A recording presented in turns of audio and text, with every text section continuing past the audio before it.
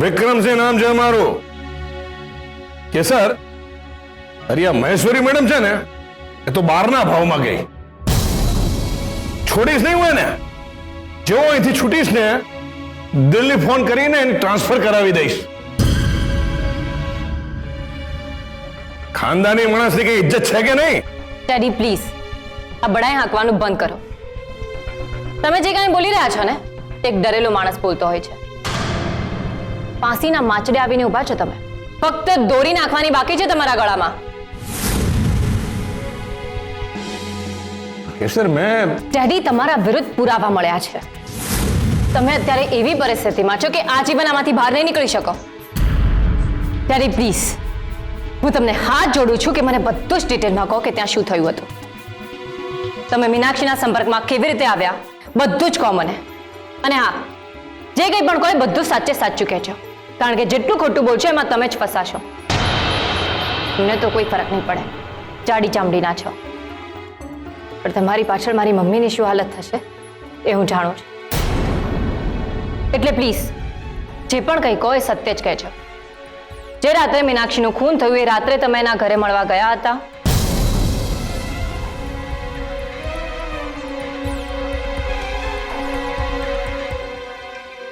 હા ગયો હતો શું જરૂર ડેડી શું કામ મળવા ગયા હતા તમે એને ખાનદાની માણસ છીએ અમે અમારી મરજી અમે ઈચ્છીએ ને મળી શકીએ છીએ ઓ ડેડી મનમાં ને મનમાં ના ભસો મને સંભળાય એ રીતે બોલો અને તમારી વાત 10 મિનિટની અંદર પૂરી કરી દેજો મારી પાસે વધારે સમય નથી ખાનદાની માણસ જ્યારે મુસીબતમાં હોય છે ને ત્યારે લોકો તો હેડ કરતા જ હોય છે આજે આજે અમારી દીકરી જ અમને કૂતરાની જેમ ટ્રીટ કરી રહી છે ડેડી પ્લીઝ અત્યારે ઇમોશનલ બ્લેકમેલ કરવાનું બંધ કરો તમારા ખાનદાને શું તીર માર્યા છે ને એ સાંભળવા નથી આવી તમને ખબર છે ત્યાં મમ્મીની શું હાલત થઈ હશે વાહ દીકરા વાહ તને મમ્મીની હાલતની તો ચિંતા છે આ તારો બાપ આ કોઠડીમાં રીબાઈ રહ્યો છે એ નથી દેખાતું તને ના નથી દેખાતું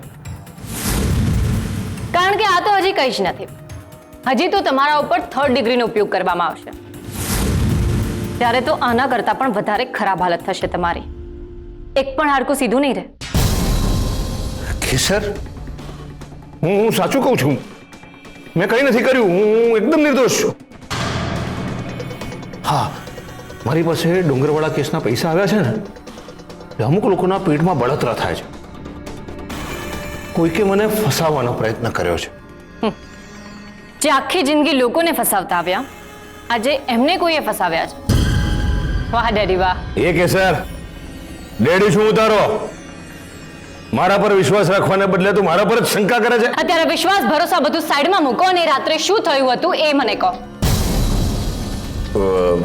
મીનાક્ષીએ જે કંઈ પણ કર્યું ને એ પછી તમે એને ઘરની બહાર કાઢી મૂકી એ વાત મને નિર્મળાએ કરી હતી એક દિવસ તારા ઘરે બેબી માસીની ખબર કાઢવા જતો હતો ત્યાં રસ્તામાં મને મીનાક્ષી મળી ગઈ પહેલા તો એણે નોર્મલ વાતો કરી ધીમે ધીમે એની વાત પરથી મને એવું લાગ્યું કે એને દિગ્વિજયભાઈ અને વેદિકાબેન સાથે પ્રોબ્લેમ છે આડકતરી રીતે એ બંનેને ગાળો આપતી હતી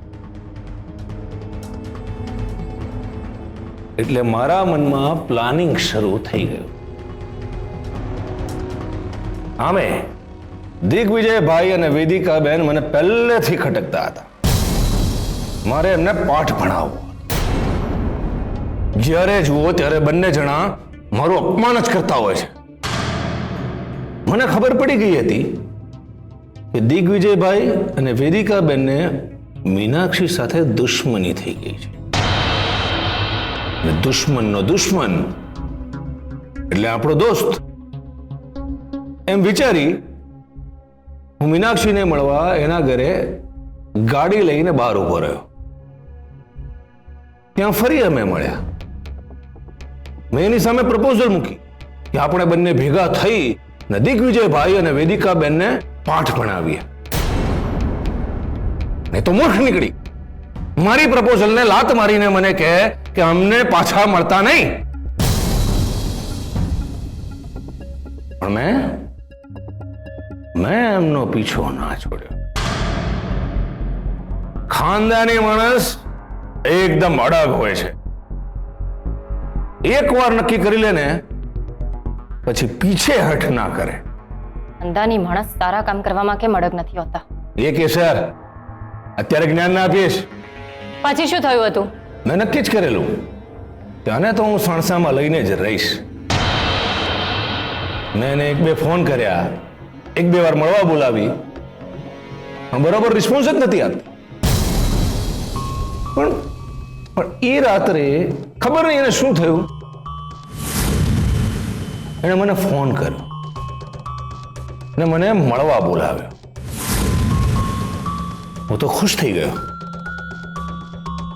એણે મને મળવા માટે બોલાવ્યો છે એટલે નક્કી કંઈક વિચાર્યું હશે. એટલે હું એના ઘરે ગયો.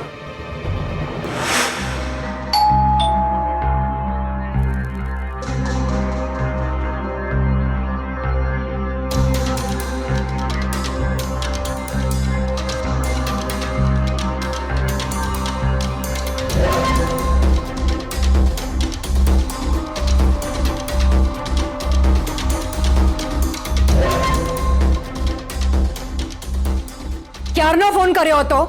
ખાનદાની માણસ છીએ અમે. એક નહીં ઘણા બધા કામ હોય છે અમારે. મોડું થાય. તમારી ખાનદાની કથા નથી સાંભળવી મારે. બેસો.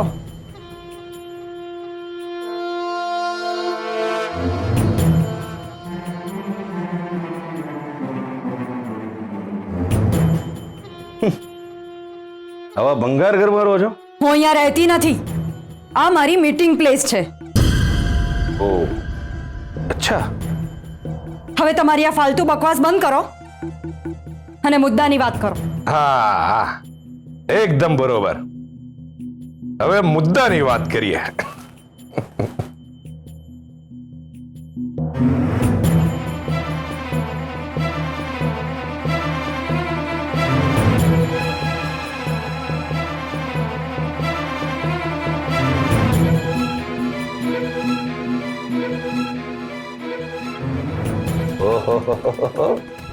$1 કરોડનું છે.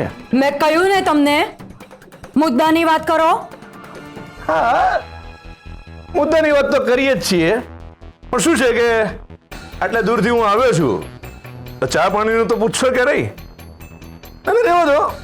અમે ખાનદાની માણસ મિનરલ વોટર પીએ છીએ. તમારી પાસે તો હશે પણ નહીં.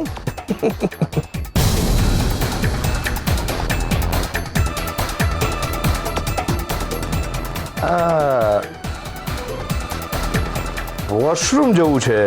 ક્યાં છે? અંદરની બાજુ છે, પેલી તરફ જાઓ.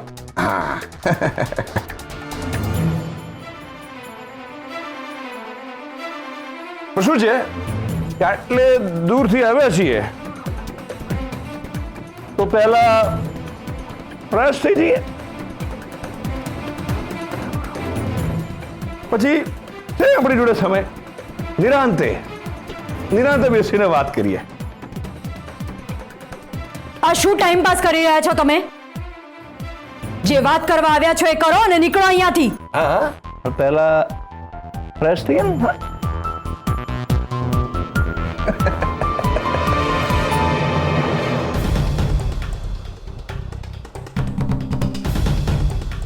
ખાનદાની માણસની ખાનદાની સોનાની વસ્તુઓ છે. જોજો લઈને ભાગી ના જતા. મને શું કુમુતી સૂજી કે મેં આને ઘરે બોલાવ્યો.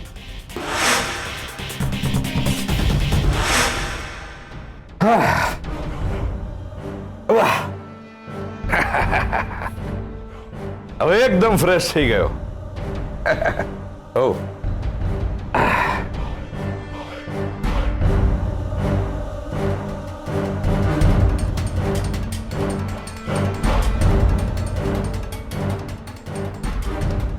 મીનાક્ષીબેન, એમાં એવું છે ને, અમારા માટે અમારા દુશ્મનના દુશ્મન એ દોસ્ત છે.